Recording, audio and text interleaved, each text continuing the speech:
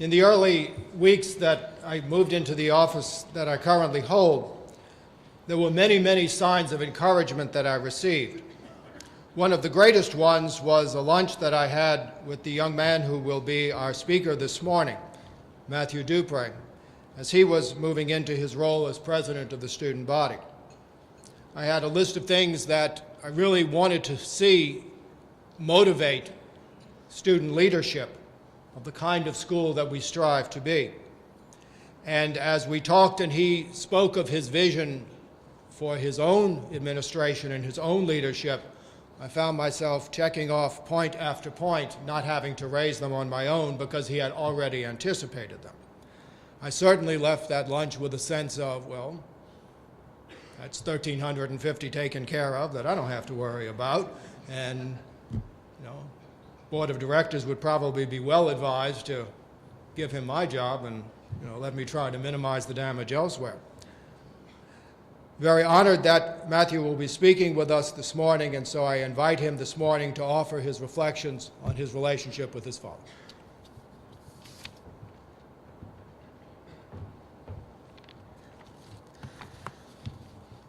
My dad currently thinks that I was going to be saying the closing prayer, instead an entire reflection on him. As Father said, my name is Matthew Dupre, and my father, Arthur. When I just sit down and write this speech, I'll be honest, I was a little angry. Because unfortunately for me, and fortunately for you, I'm limited only to 4 to 5 minutes. To try to describe who my father is in 5 minutes is an impossible challenge, to say the least.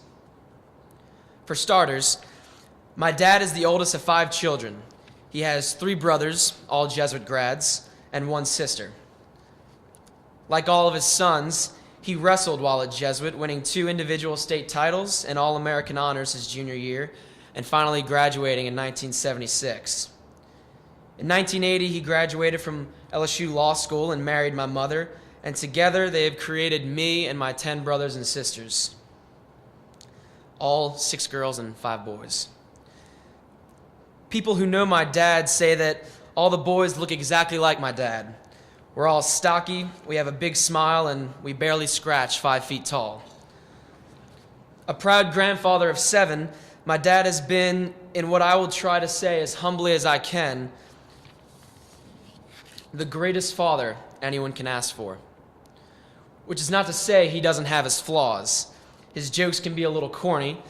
One of his all-time favorites is, how do you cut a wave with a seesaw? His attire and lingo at times screams his age.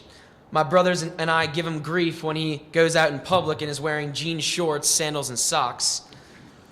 And last but certainly not least, he never comes to a full stop at stop signs, much to my mom's dismay, which is probably why my mom drives most of the time.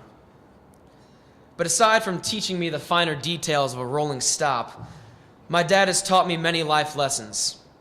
One lesson above all is how to be a true man.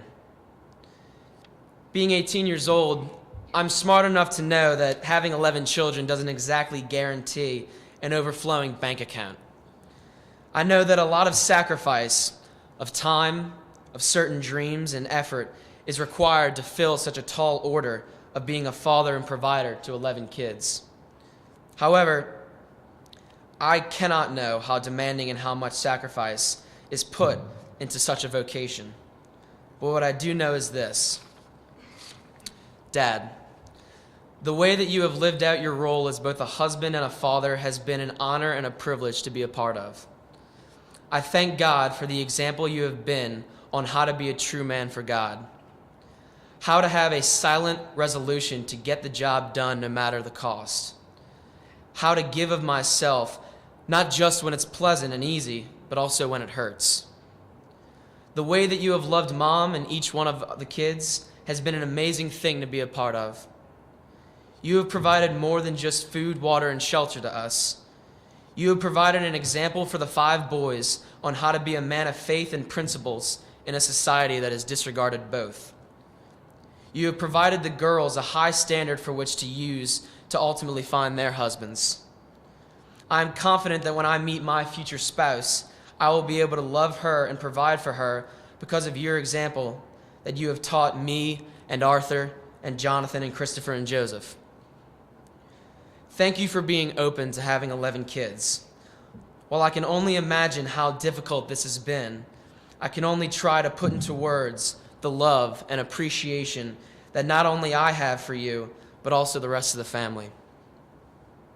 Our very existence has been because of your willingness to go with God's plan and not your own, to trust amid uncertain times and circumstances. One of my dad's all-time quotes that he says more times than I can count is that home is a place to come back to and be loved and nurtured and built up so that we can then be sent back out into the world to be disciples for God. I can stand here before you with a firm conviction and say that, Dad, you have instilled that and built that very ideal into the foundation of our home. I am forever grateful for you and your leadership and example that you have provided the family. I love you, and I thank you for being my teacher, my role model, and my friend, but most importantly, my father. I love you, and thank you so much.